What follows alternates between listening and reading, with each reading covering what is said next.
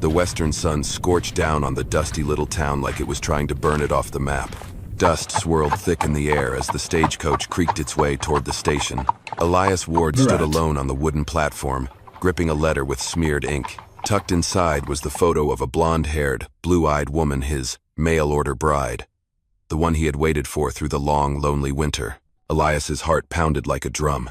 He had rehearsed his greeting 100 times over. Every lonesome night, he lit his lantern and stared at that photograph, dreaming of a new family taking root in this unforgiving land. The stagecoach wheels screeched and came to a stop. The door swung open. But instead of a delicate figure, out stepped a woman entirely different. She was tall and broad-shouldered, like a warrior. Her thick black hair was tied back tight.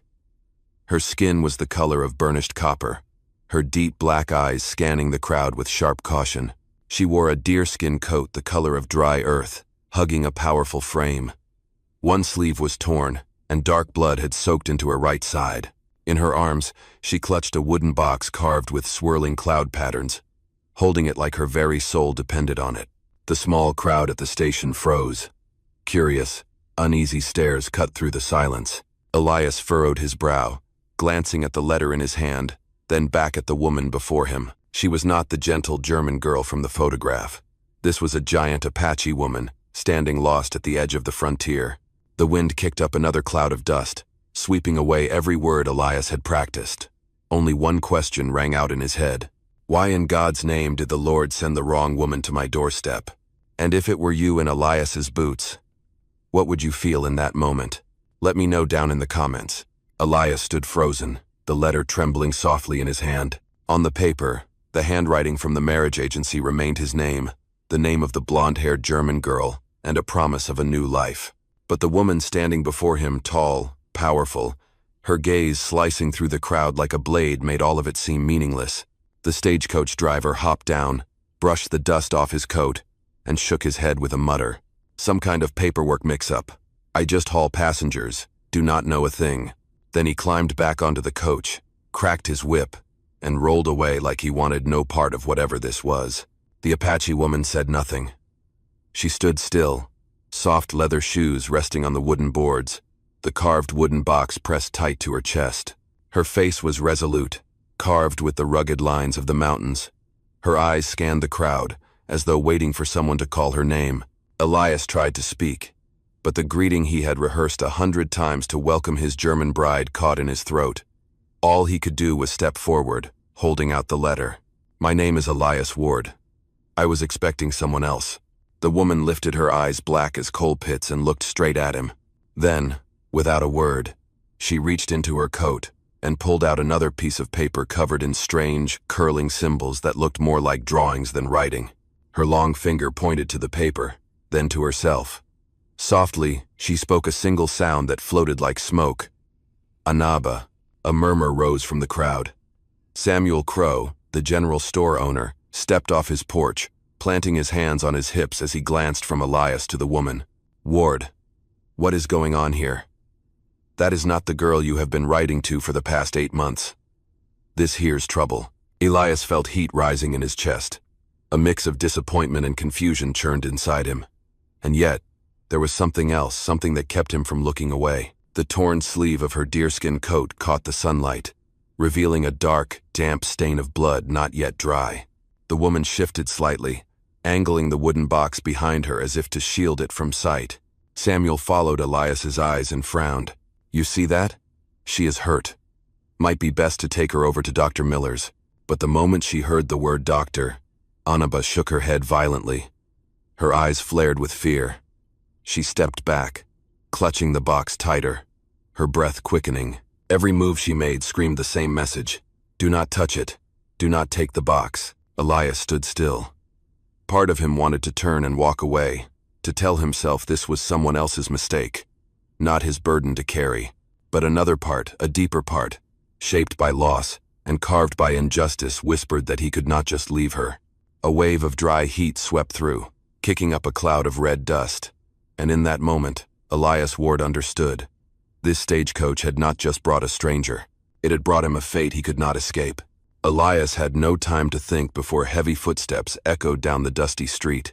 From the haze at the far end of town, a broad-shouldered figure emerged.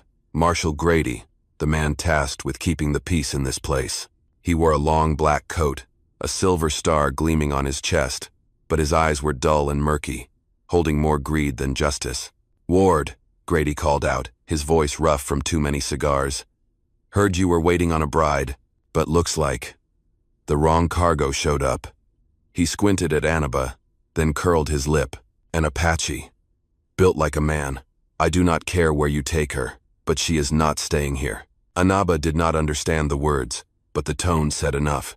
She clutched the wooden box tighter and stepped back toward Elias. A small gesture, but one that told him she was choosing him as her anchor in a world that did not welcome her. "Marshal, it might just be a paperwork mistake," Elias said, trying to keep his voice calm. "She is hurt. She needs a place to rest." Grady snorted. "A mistake, huh? You hear about Copper Creek? 2 days ago, $3,000 gone from the bank. Witness says the ringleader was a red-skinned woman." He gritted his teeth and narrowed his eyes at Annaba. "Maybe I just found her." Elias froze. 2 days?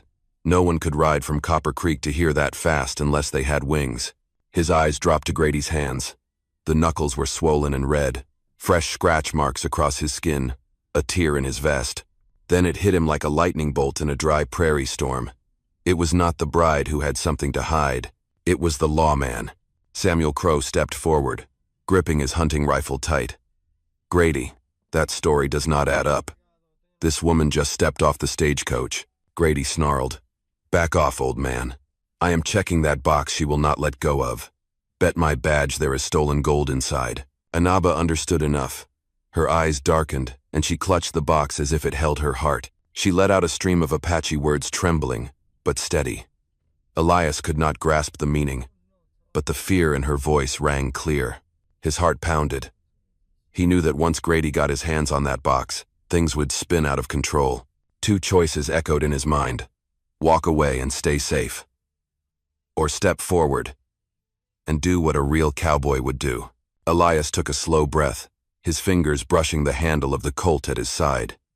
He stepped between the marshal and the towering woman behind him. "Grady," he said, voice low and firm. "No one touches her while I am standing here." The wooden planks beneath their boots creaked in the hot wind. Destiny had drawn its line in the sand, and Elias Ward knew, from this moment on, he was bound to the fate of the strange Apache woman. The entire stagecoach station seemed to hold its breath after Elias spoke. Marshal Grady glared hard, but with townsfolk still gathered around, he did not dare make a move. He spat on the ground and growled, "You will regret this, Ward. A man who stands against the law does not live long." With that, he turned on his heel, his black coat vanishing into the swirling dust. Only when the sound of his boots had faded did Elias turn back to Annaba. The Apache woman had not moved, still holding the wooden box tight in both arms. The bloodstain on her coat had darkened under the fading afternoon light. "Sit down," Elias said gently. "Let me look at that wound." He motioned with his hands, tapping his own side, then gestured to the porch step. At first, Annaba shook her head, eyes filled with distrust. She had known too well the betrayal of white men to place her faith easily. But then, sensing no force behind Elias's words, she slowly sat down. Elias reached into the leather pouch at his side, pulling out a clean strip of cloth and a bottle of whiskey. As he touched the torn sleeve, Annaba flinched. He whispered, "Easy now. I am not taking your box." She gave a faint nod and let out a breath. Elias carefully soaked the cloth in whiskey and cleaned the wound. Beneath the dried blood, a long, clean gash came into view, sharp as if cut by a blade. This was no accident from a bumpy stage ride. This was the mark of an attack. As he worked, the box in Annaba's arms shifted slightly, just enough to let him glimpse inside. It was not gold or silver as Grady had claimed, but a copper bracelet etched with tribal markings, and a bundle of corn and bean seeds, wrapped with care in rough cloth. Elias froze. This was not stolen treasure. This was life. This was heritage. Annaba quickly drew the box back to her chest, but in that brief instant, her eyes met his. No longer filled with doubt, there was a flicker of trust there. Fragile, but real. Elias wrapped the bandage tight around her side and tied it off. "There," he said. "Not pretty, but it will stop the bleeding." He stepped back and added, "You do not need to be afraid of me. Annaba stared at him.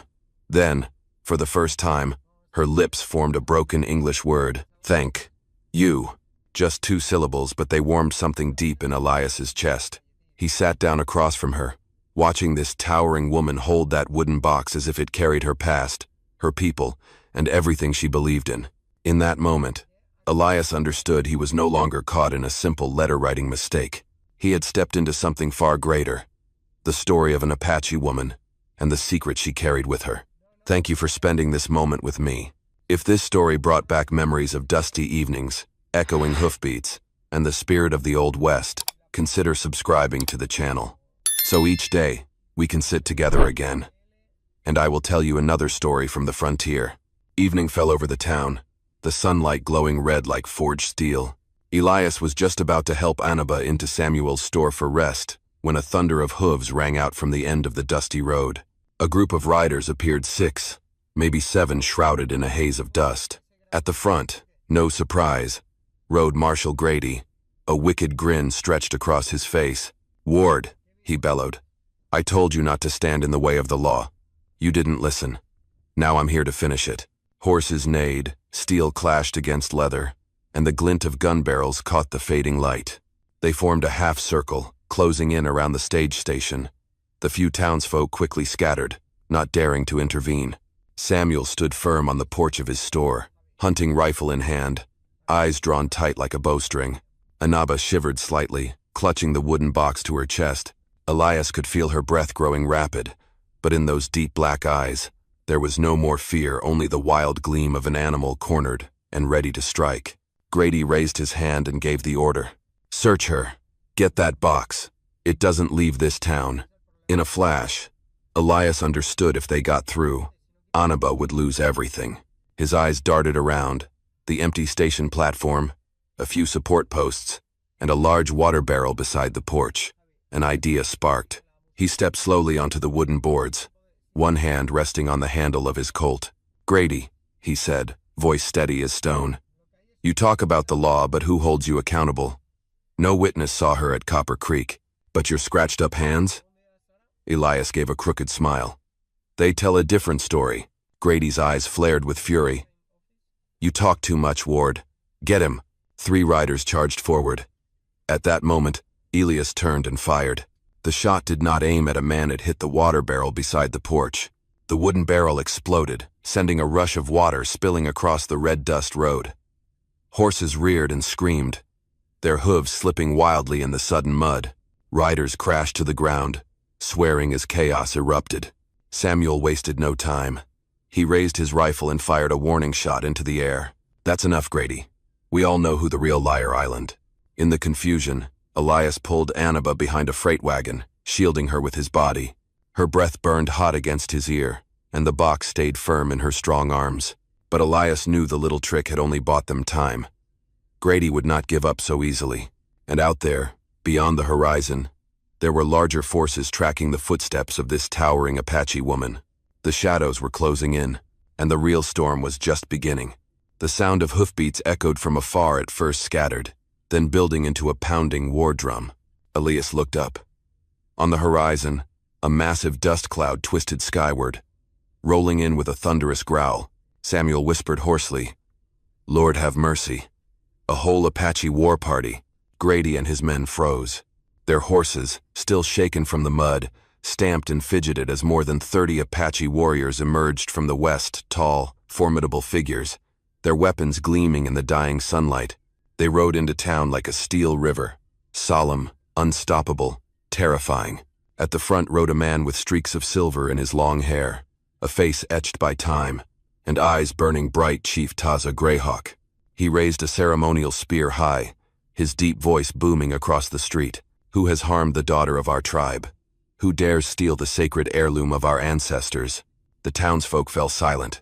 Only the wind stirred, whistling through the porch rafters. Annaba rose swiftly, her eyes blazing. She lifted the wooden box high and stepped out from behind the wagon. Her frame towering, powerful, stood tall like a stone pillar in a dust storm.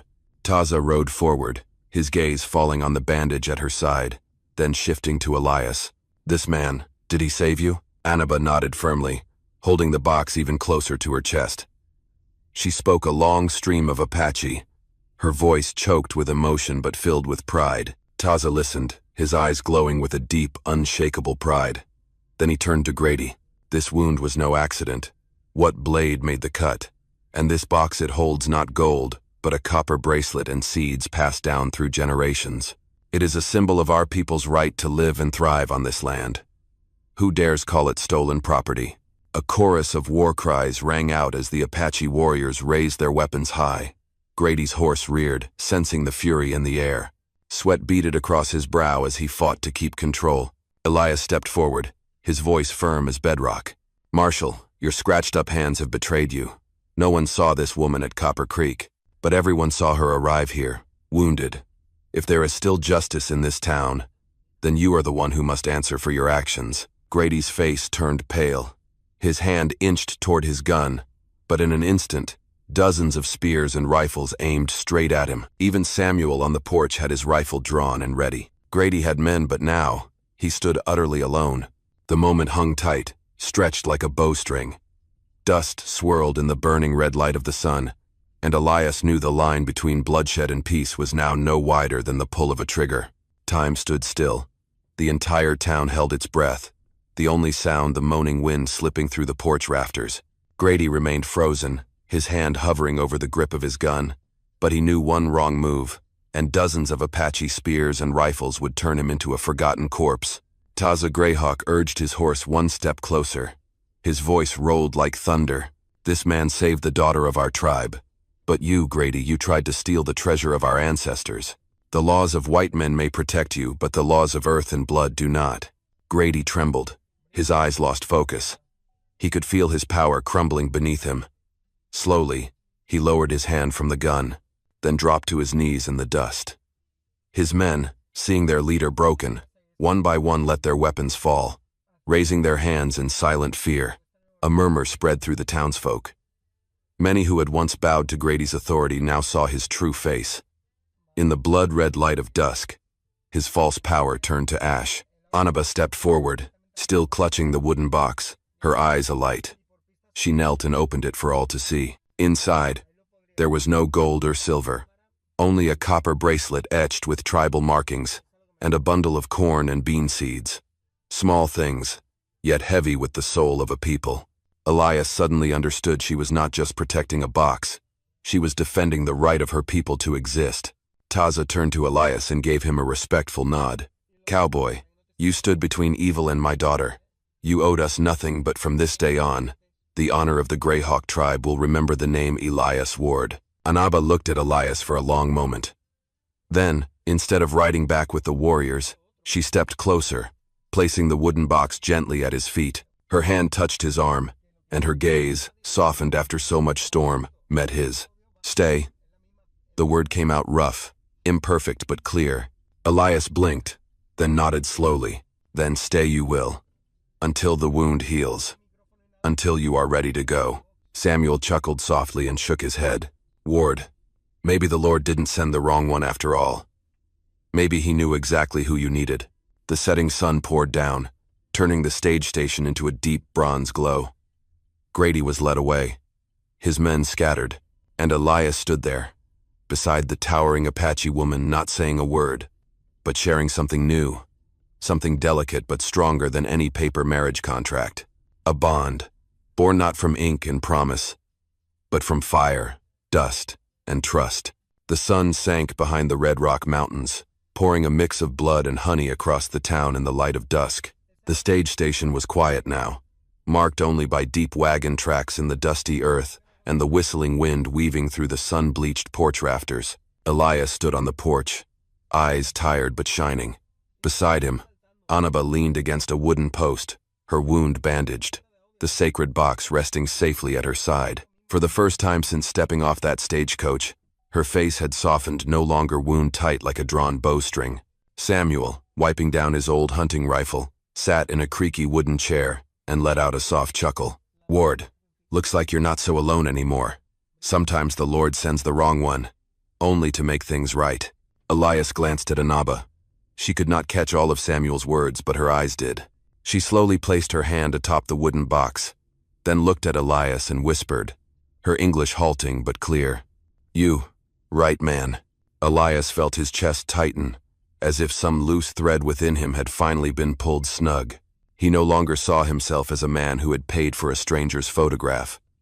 He saw a man who had just earned the trust of a living, beating heart.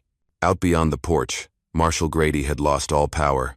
Bound and hauled off with his men, he was nothing more than the shadow of a fallen tyrant. The townsfolk murmured, but no one mourned him. When evil is laid bare, it has no place left to hide. Elias looked up at the darkening sky. He thought of all those long winter nights, when only the flicker of lamplight and a photograph of a distant girl had kept him from falling apart. Now, someone entirely different, someone he had never imagined, sat quietly beside him, solid as stone. He spoke softly, with the weathered voice of a cowboy who had seen enough to understand. Some days, the thing that lands on your porch by mistake turns out to be the very gift the Lord meant to send. Not paper, not a contract, but trust, and the courage to accept it. Annaba looked at him, and for the first time, she smiled. Just a small smile, but enough to chase away the loneliness in his soul. Then Elias turned toward the invisible audience of this tale, as if speaking to each of us. Brothers of the frontier, the Wild West teaches us this: happiness does not always arrive the way we expect, but when it knocks, open your door. If you believe in stories of honor and heart in the dust of the West, leave a comment below with the words "Best Wild West Stories" so we know the cowboy spirit still lives on in each of us. Night slowly settled over the town, but on that wooden porch, a new kind of light had been lit stronger than any sunset flame. Once again, it has been an honor to share this story with you. Let me know how it made you feel. Drop a comment below. Type the number 1 if this story spoke to you, and do not forget to subscribe to the channel for more thrilling tales from the wild frontier.